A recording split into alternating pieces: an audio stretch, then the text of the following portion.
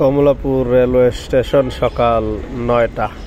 অবস্থা দেখেন, আশেপাশে এত মানুষ থাকার পরেও এদের হায়া বলতে কোনো কিছু আছে কিনা।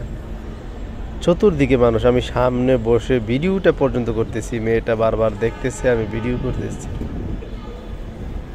অবস্থা দেখেন, এদিক দিয়ে মুরব্বী মানুষ, প্ল্যাটফর্মে কিন্তু অনেক মানুষ, তারপরে এই দুইজন কপুতির জোড়া।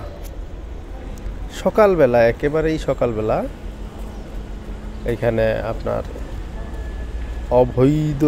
অবৈধ ভালোবাসা চলতেছে, অর্থাৎ বাসা থেকে পড়াশোনার নাম করে এরা বের হয়। এই দেখেন, মানুষ পাশ দিয়ে মানুষ চলে যাচ্ছে, এরপরও এদের কোনো হুঁশ নাই।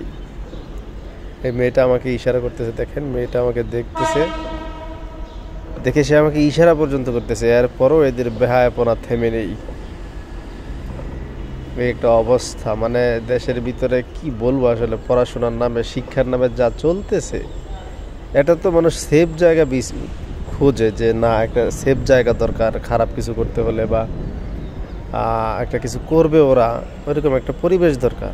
কিন্তু কুকুরের মতো রাস্তাঘাটে কুকুর, চতুষ্পদ জন্তু জানোয়ার যেইভাবে তারা পরস্পর একজনকে আরেকজনকে বিলিয়ে দেয়, ঠিক এইরকম সব কিছু উঠে যাচ্ছে দুনিয়া থেকে।